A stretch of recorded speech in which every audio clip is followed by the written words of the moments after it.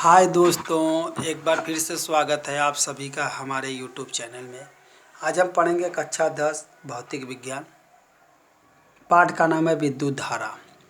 ठीक है, तो आइए समझ लेते हैं कि विद्युत धारा हम किसे कहते हैं, विद्युत धारा क्या होती है।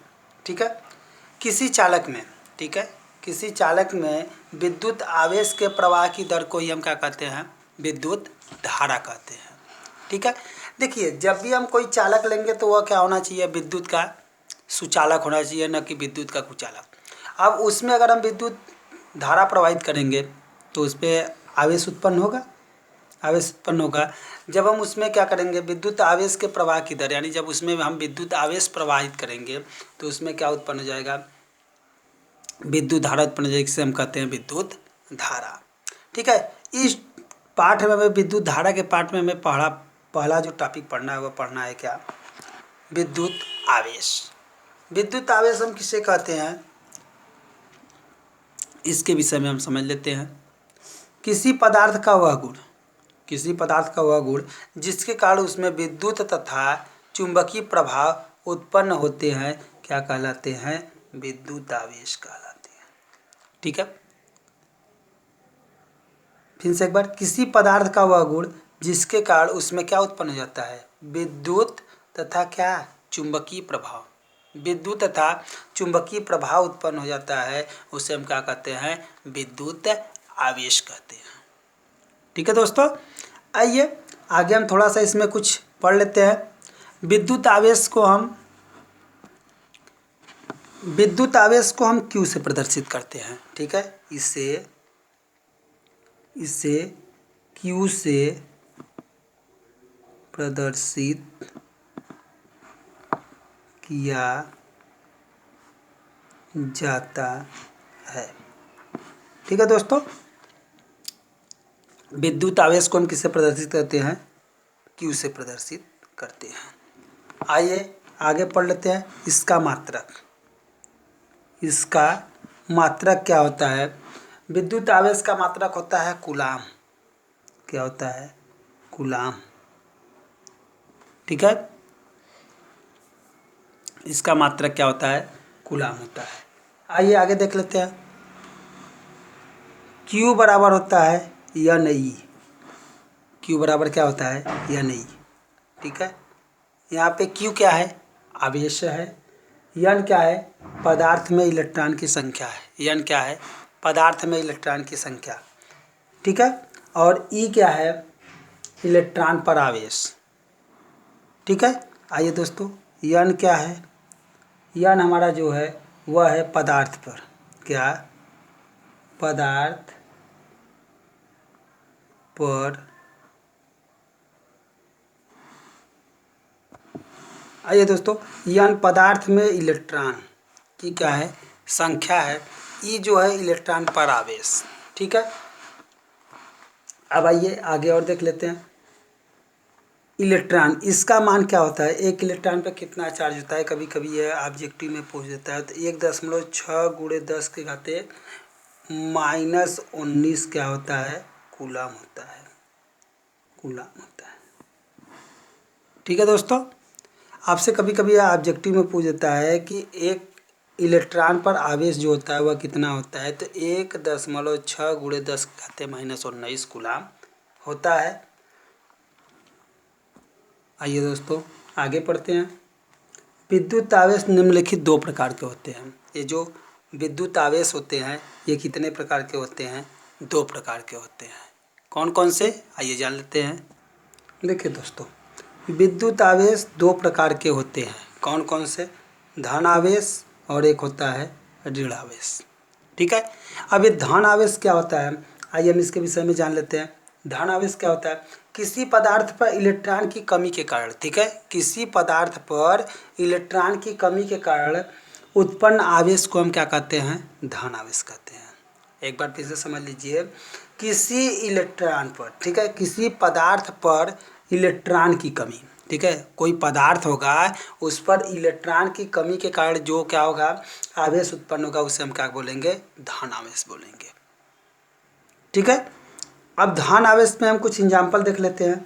धन आवेश में क्या एग्जाम्पल हम लेंगे, कांच की छड़ लेंगे, कांच की छड़ को अगर हम रेशम पे रगड़ेंगे, रेशम के कपड़े पर क्या करेंगे, रगड़ेंगे तो उस पर क्या उत्पन्न हो जाएगा, चार्ज उत्पन्न हो जाएगा, कोई चार्ज उत्पन्न होगा जो क्या होगा, धन आवेश होगा। ठीक है दोस्तों, आइए हम क्या करते हैं, ऋण आवेश के विषय में पढ़ लेते हैं। अब ऋण आवेश क्या होता है, जस्ट इसी का अपोजिट। ठीक है, किसी पदार्थ पर इलेक्ट्रॉन की अधिकता के कारण, क्या है, किसी पदार्थ पर इलेक्ट्रॉन की अधिकता के कारण उत्पन्न आवेश को हम क्या कहते हैं, ऋण आवेश कहते हैं। अगर किसी भी पदार्थ पे क्या हो जाए, इलेक्ट्रॉन की अधिकता हो जाए, इसमें क्या हुई थी, कमी हुई थी, कमी के कारण क्या होता है, आवेश उत्पन्न होता है, जिसे हम क्या कहते हैं, धन आवेश कहते हैं। और इसमें क्या, अधिकता के कारण जो आवेश उत्पन्न होता है उसे हम क्या कहते हैं, ऋण आवेश कहते हैं। ठीक है दोस्तों, आइए इसका एग्जाम्पल देख लेते हैं। एबोनाइट की छड़ लेंगे, क्या लेंगे, एबोनाइट।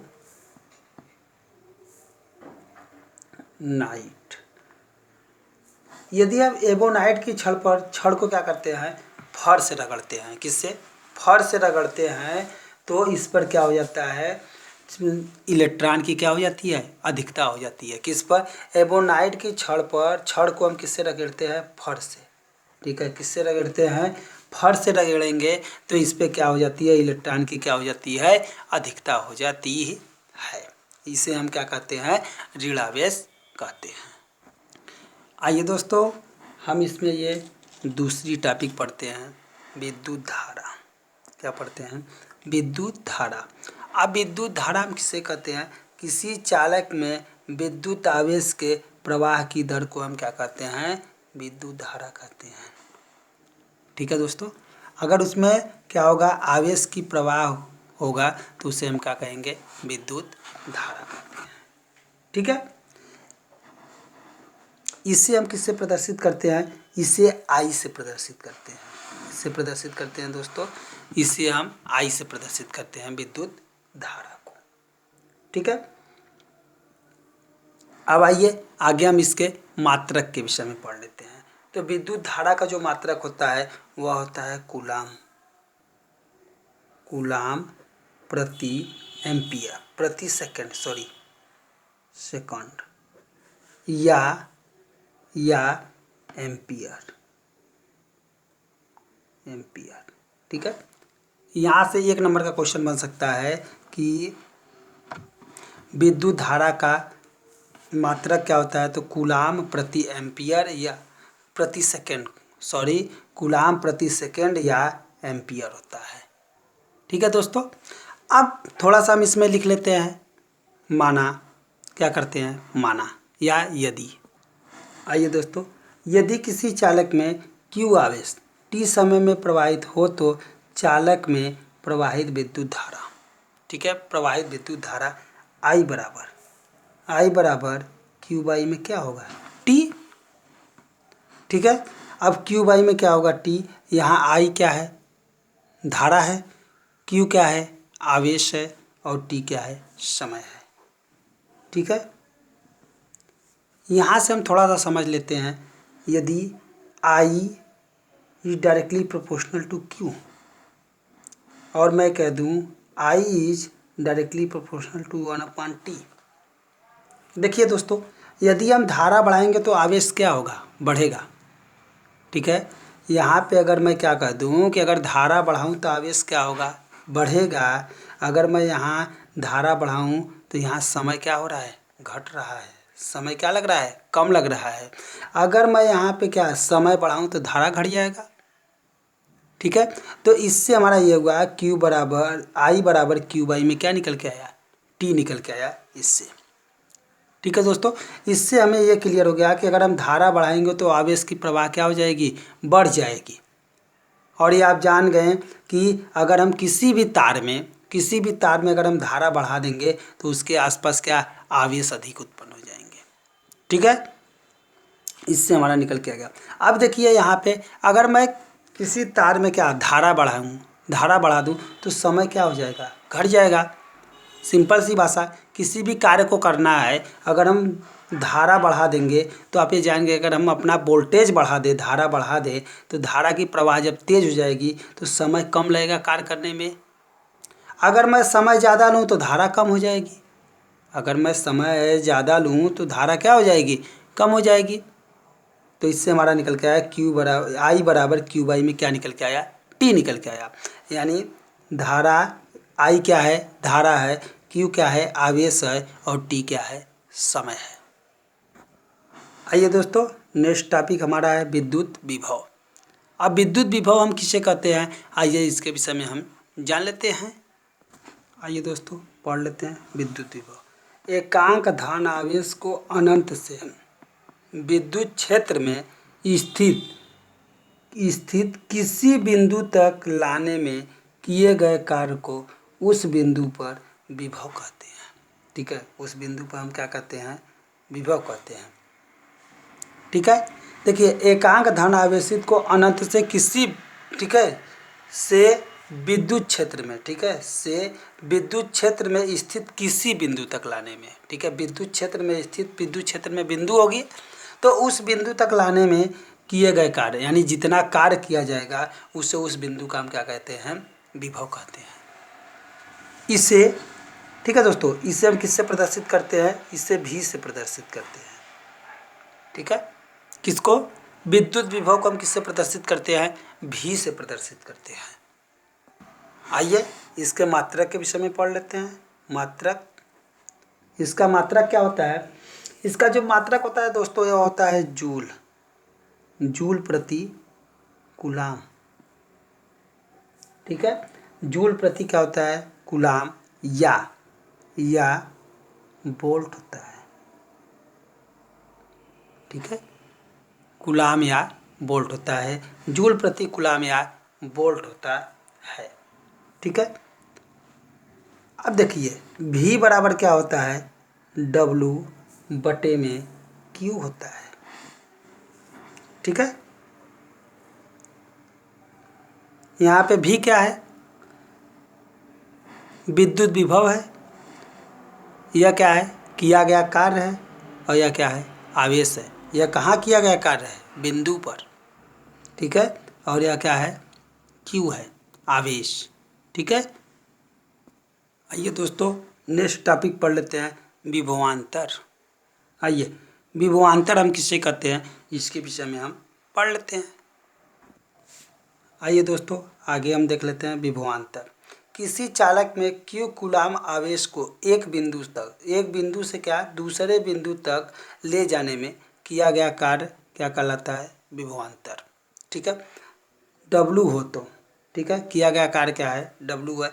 अब देखिए यह तो क्या कहलाता है, विभवांतर, मतलब एक बिंदु से अगर दूसरे बिंदु के, किसी चालक में Q कूलाम आवेश को एक बिंदु से दूसरे बिंदु तक ले जाने में जो कार्य किया जाता है, ठीक है, कुछ कार्य होगा, W होगा, कार्य हो तो, ठीक है, कार्य हो तो, कार्य W हो तो उस बिंदुओं का विभवांतर, ठीक है, डेल्टा भी बराबर W बटे में क्या होता है, Q होगा। ठीक है दोस्तों, विभवांतर को हम किससे प्रदर्शित करते हैं, विभवांतर को भी हम भी से प्रदर्शित करते हैं। यहाँ पे भी क्या है दोस्तों, विभवांतर है, W क्या है, कार्य है, और Q क्या है, आवेश है। ठीक है,